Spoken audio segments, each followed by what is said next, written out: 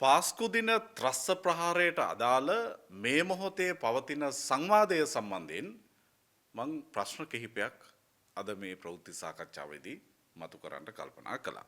දේශපාලන රැකවරණ බලාපොරොත්තුවෙන් කිසියම් පුද්ගලයෙකු සිදු කරන කිසිදු සාක්ෂිමය වටිනාකමක් නැති හුදු ප්‍රකාශයක් ගරු අධිකරණය තුළ මේ තරම් උත්කර්ෂයට නැංවීම කොතෙක් දුරට සාධාරණද? විධිමත් බුද්ධිතොරතුරු ලැබී තිබියදී පාස්කු දින ත්‍රස්ස ප්‍රහාරය වළක්වා ගැනීමට අසමත් වීම සම්බන්ධයෙන් අපරාධ චෝදනා යටතේ නඩු පැවරිය යුතු බවට චෝදනා ලැබ සිටින ශානි අබේසේකර මහතා මේ විමර්ශනය සඳහා මෙලෙස මැදිහත් වීම කොතෙක් දුරට යුක්ති සහගතද? ලෝකේ දරුණුතම ත්‍රස්ස සංවිධානය කොටි සංවිධානයේ බව ඇමරිකාව සහ ලෝක බලවතුන් විසින් නම් කර තිබියදී කොටි ත්‍රස්වාදයේ මර්ධනය කිරීම සඳහා ශ්‍රී ලංකා ජනරජයේ නිල හමුදාව යොදවා සිදු කළ නීත්‍යානුකූල මෙහෙයුමේ අපරාධමය සිද්ධි හොයන්නට අප්‍රමාණ වෙහෙසක් දරන ලෝක බලවතුන් මෙවැනි සිද්ධියකදී ඒ කියන්නේ දේශපාලන බලය දිනා ගැනීම වෙනුවෙන් සිවිල් වැසියන් මරා දමන්න බෝම්බ ප්‍රහාරයක් එල්ල කළා වගේ සිද්ධියකදී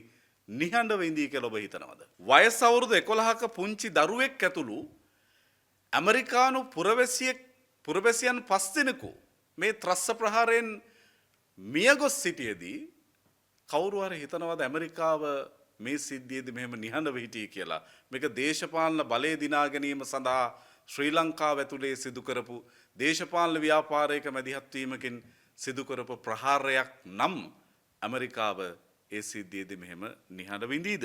රාජ් පටේල් තමයි පාස්කු දින ත්‍රස්ස ප්‍රහාරයට අදාළ ඇමරිකා එක්සත් ජනපදයේ මෙහෙවපු FBI විමර්ශනයේ විමර්ශන ප්‍රධානියා. එතුමා මාස කිහිපයක් මෙරට රැඳී සිටිමින් සිය කණ්ඩායම සමග මේ විමර්ශනය කළේ.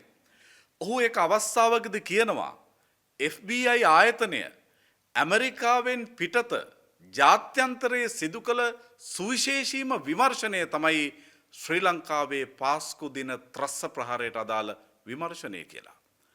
2021 දී FBI විමර්ශන සම්බන්ධයෙන් ලබා දෙන විශේෂ සම්මාන අතරින් වඩාත් ඵලදායීම ජාත්‍යන්තර විමර්ශනයට අදාළ සම්මානය ලැබුණේ මේ පාස්කු දින ප්‍රහාරය සම්බන්ධ විමර්ශනය කරපු රාජ් පටේල් ඇතුළු ඔහුගේ විමර්ශන කණ්ඩායමට.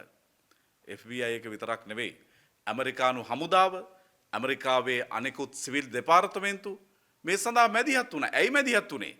ලංකාවේ ප්‍රහාරයක් ගැන හොයන්න නෙවෙයි ඔවුන් මැදිහත් වුණේ. Tamanගේ පුරවැසියන් 5 දෙනෙකු මරා දමපු සිද්ධියයි ඔවුන් මෙලෙස විමර්ශනය කළේ.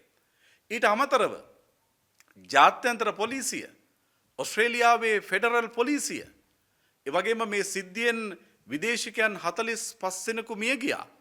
ඒ විදේශිකයන් 45 දෙනා අයත් සියලුම රටවල් මේ ජාත්‍යන්තර විමර්ශනය සඳහා මැදිහත් වෙලා තමයි මේ විමර්ශනය සිද්ධ කළේ.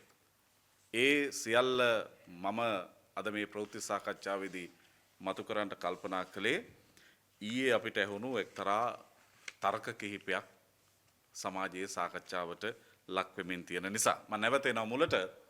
මේ අතාර්කික හුදු ජනප්‍රියවාදී අදහස් වලට නැවත නැවතත් මේ රටේ මහජන මතය කොල්ල කන්නට ඉඩ දෙන්න බෑ. ඒ නිසා අපේ පානදුර මහ රැළිය වගේ තව මහ රැළි 20ක් 30ක් රට වටේ කරන්න දැන් කාලේ හරි කියලා අපිට හිතෙනවා.